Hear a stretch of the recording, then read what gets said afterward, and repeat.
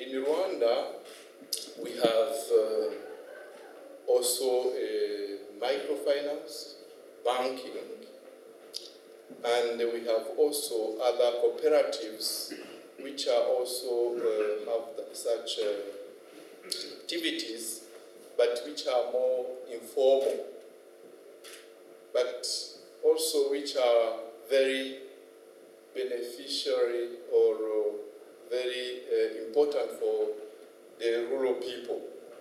Because as you know, our country is very poor, among the very poor countries, and it has been it has experienced atrocities of genocide. So it's a country, a very vulnerable country. But even though it's among the countries which are now evolving very faster, and especially because of those kind of cooperatives and microfinance banking. So I'm normally very interested in that micro cooperatives called normally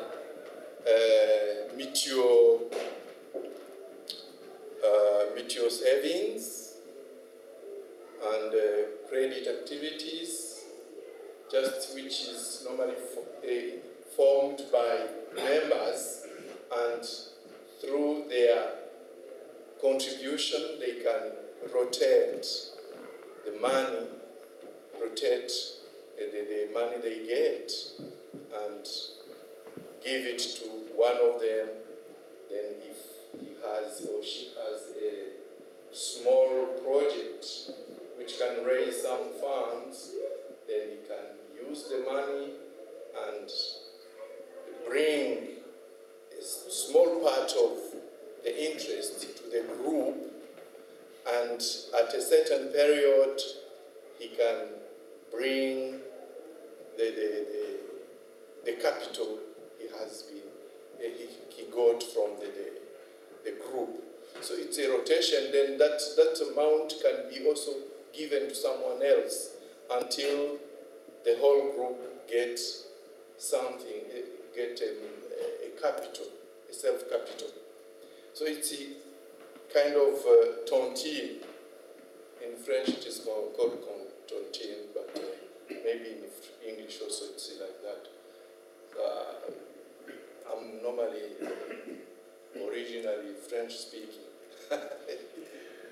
So English is my second language. Tontines are working like that.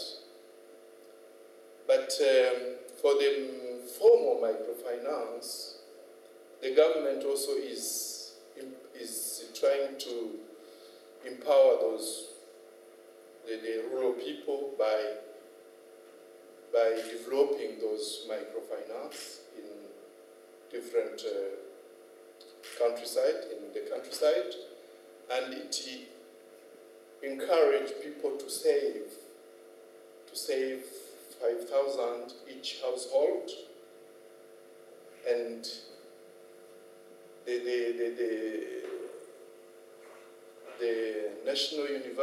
national bank, central bank, provide some subsidy.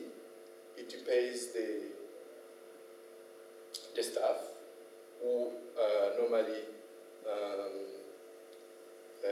manage the funds, and then when they get enough money, they can provide some small credits to the people who have small or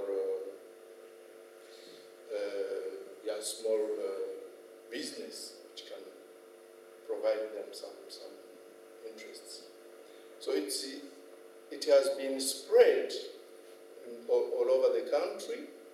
At sector level, it's one of the small units of administrative units. So people now can get small loans easily. They can, through that, fertilizers, because 90% of Rwandans are farmers, small and large-scale farmers. So they can use it to buy like fertilizers, to buy seeds, hybrid seeds, so that they can produce more. And it works well.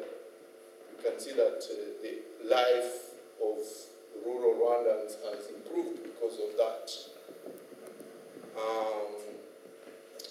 So that is maybe the main thing I can say here.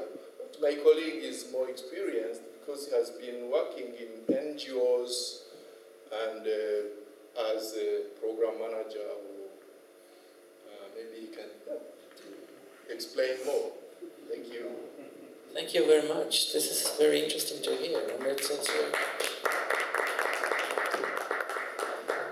yeah, please let us know a little. Yeah, I'll make this rather brief, I believe. But I have one question, and that is, of course, the knowledge and the experience that is generated through the system of microfinancing, for example. How is that knowledge and experience taken care of in a way? I think, for example, that there might be some dimension of this system that would be interesting even here in a country like Sweden, so different, but still there would be some kinds of aspects of this system that is developed there that would be of interest for say, for example, for some kind of projects even here. Is that would that be a possible idea, or what do you think about such a thought? Is it? What do you think about that? Thank you. There is 2 points I want to talk about. The first one is when a group of people are supported by an organization or institution, and when people are supported themselves. Yeah, that is the way, the 2 ways I want to talk about. As my friend said, Rwanda is a very poor country that has experienced genocide, and at the same time, all structures were destroyed. So, from that experience, people were destroyed from even the armed person to the whole structure of the country. So, to start to build people, we started from the very basic area up to a certain situation. But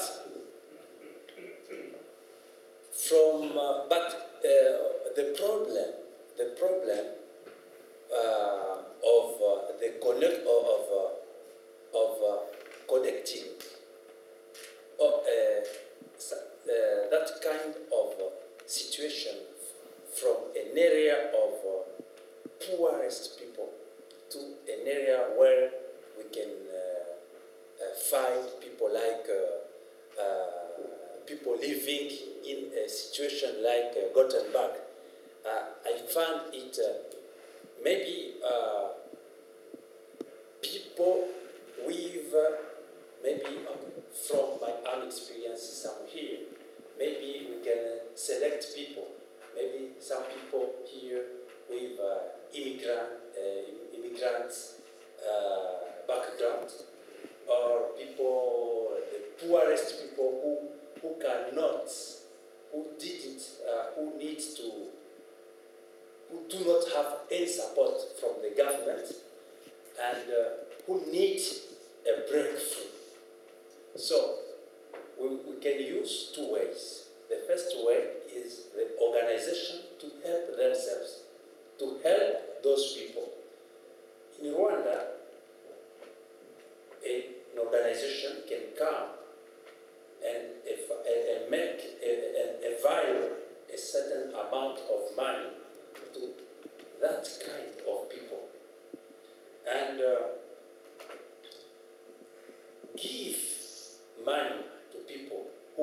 to start business. But that money are not given like that. No. We have to identify those people.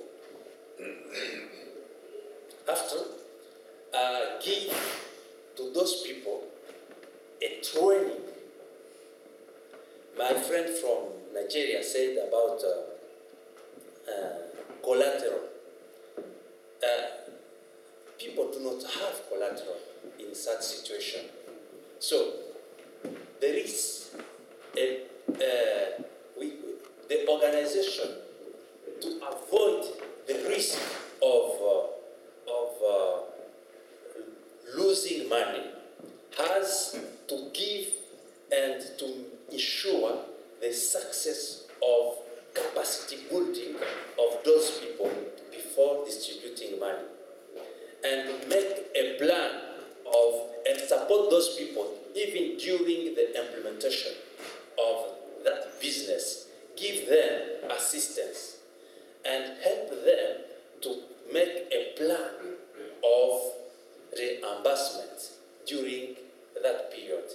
So there is transparency in that kind of in the business between the one who is benefiting credit and the one who is giving credit. So once that person reimburses that money will be used to support another person. That is one of the way we can use here in Sweden if we have already identified people who need really to start a business and who are able or who want to get a training about it. The second point is about the group themselves. We make an association and we contribute money.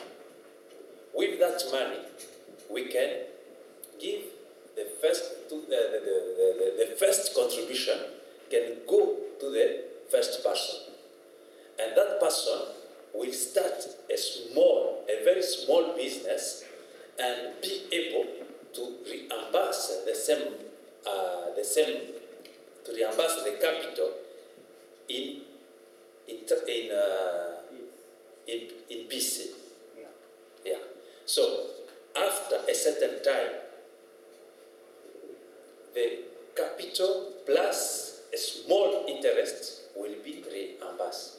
What is good in that situation is to allow those people who are not able to go to take credit to the bank. At a certain time, those people will be able to have money because we encourage people. You have to encourage people to have a bank account. And with time, that person will be a client of the bank. And at a certain time, he will go to the bank to take credit and start his own or biggest business than what he has before. Yeah, that is, I think that, yeah, thank you.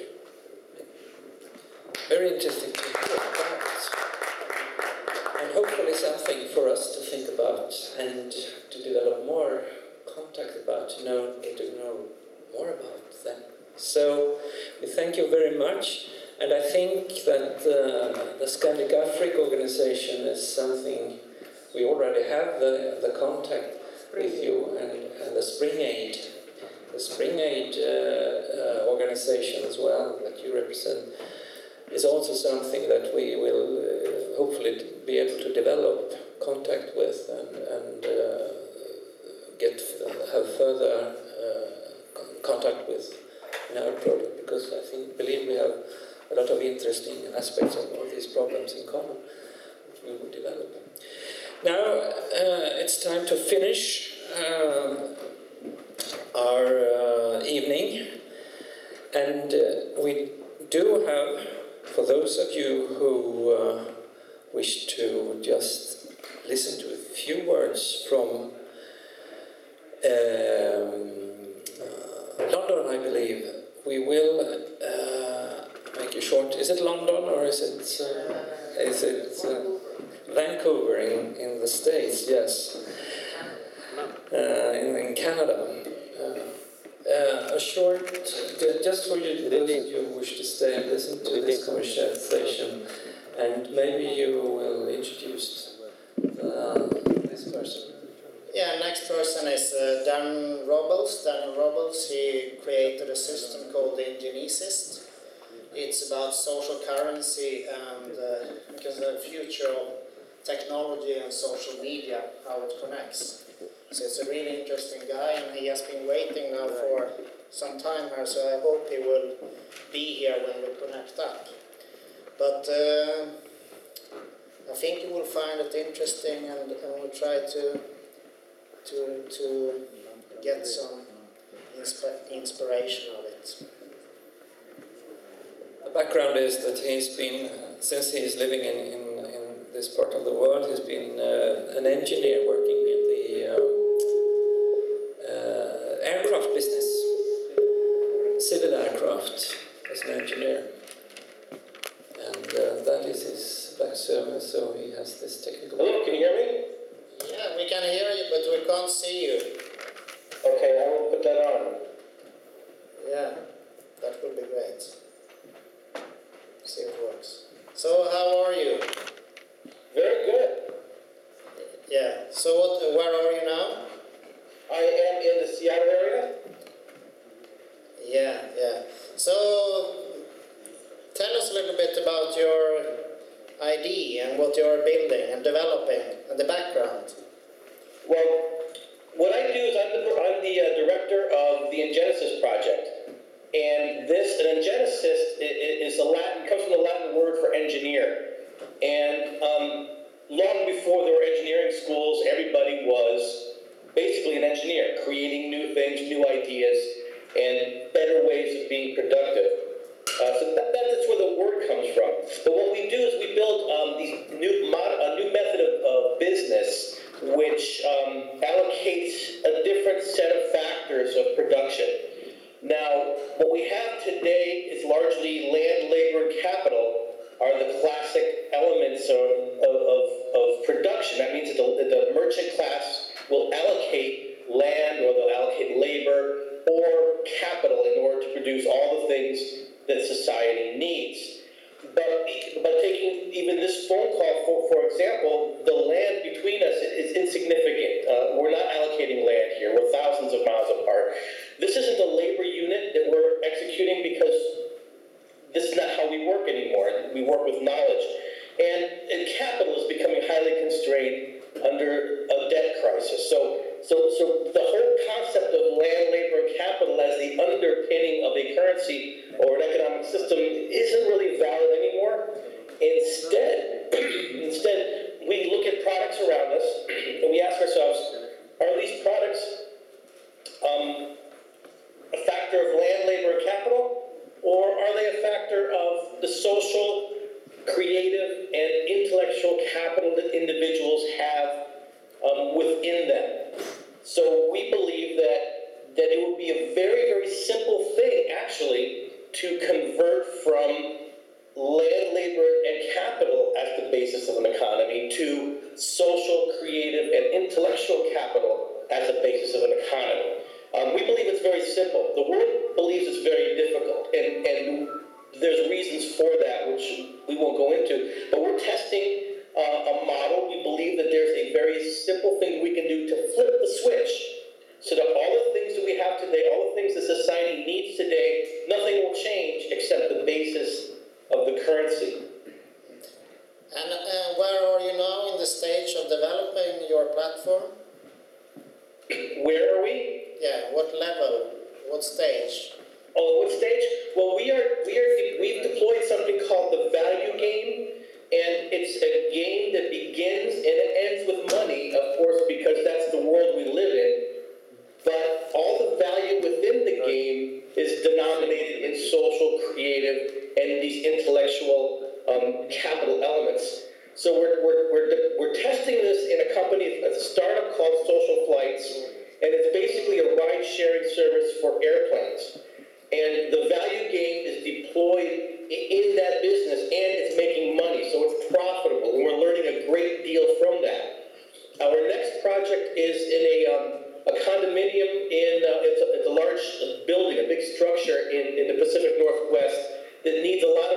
remediation done, a lot of work done on it. So we're deploying a value game there as well, where the community who live in this large structure will become an element of its remediation using social media. Again, it starts and ends with money, of course, because that's the world we live in, but the value created while this event's happening is denominated in these social currencies that we talked about.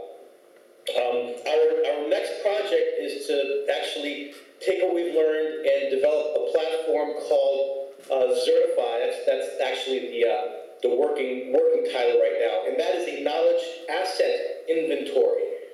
And that will be essential so that people can create the supply and demand for knowledge assets in an economy, and then they can start trading it. We're very excited about this, and I'm working with the Seattle developer community to start building this system right now. So the interest is even there from the politicians and from the governmental bodies? Actually, not. The idea is largely that the people can self-organize, and that many of the functions that a corporation performs or performed in the past can now be performed outside the construct of a corporation. So it's never our intention to threaten or disrupt anybody, but there is a possibility that we could live with quite a bit less governance and quite a bit less corporatism, given these new tools that we have in social media. How does this relate to crowdfunding and crowdsourcing of information? Well, crowdfunding is it relates substantially to that, because if you're committed to a dollar economy, then you're going to continue to have the difficulties that you have in crowdfunding, because the project that you're bringing forth needs to be articulated in some form of land, labor, and capital. What are you going to buy? What are you going to withhold? What's going to be scarce? Where's the money coming back? Where's the ROI and so forth? But if you denominate your project in social capital, then you can later convert that to money. Crowdfunding is what we're doing is turning the knowledge and the intellect and the social capacity of crowds directly into an asset with the knowledge asset inventory. And in doing so, people can trade that asset as money, because the way we're doing it, you will be able to capitalize and securitize that value. That's the thing that money has, which no other alternate currency can do right now: the capitalization and the securitization of the value. So this is what we're trying to do, is be able to, capitalization really means that I can borrow money now to invest in the project, and later that project will repay the money back. And securitization is when I can get many projects pooled together, and their combined cash flow I can now cut up into bonds to fund projects in the present. So that's the holy grail. If we can come up with some device which can do those two things, we would now have an alternate funding mechanism to dollars, and it will be denominated in crowd-produced assets. Just one, we have today discussed microfinance and crowdfunding, and I guess you're quite familiar with what's going on there in California and Vancouver. How would you look upon that trend? Well, crowdfunding and microfinance is important. Again, the game still starts and ends with money. But if you can leverage the social capital in communities, then you can create a greater return on that investment. And if your investors are willing to see a larger picture in how that value is returned, then you will accelerate that. Remember, innovation, the definition of innovation is something valuable, with something new, with an economic outcome. Okay, so if you increase the definition of value, you now increase the definition of innovation. Okay, so if your crowdfunding is funding straight innovation, you might be constrained by land, labor, and capital. But if you were to expand the definition of value, you've expanded the definition definition of innovation, and now projects that were not viable on a land labor capital economy will become viable in a social, creative, intellectual economy. So, it was great having you here. It's late in the evening in Sweden, and I hope to continue the discussions with you there. Please contact me if you have more questions or if this interests you, and I'll tell you as much as you need. Thank you. See you later. Bye.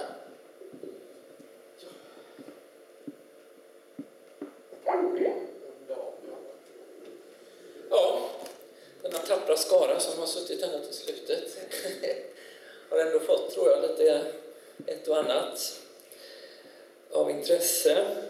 Vi slutar här och tar med oss de här spåren och de här trådarna som har löpt lite korsvis men ändå cirklat kring det här temat med hur vi nätverkar ihop pengar på finansiering på nya sätt.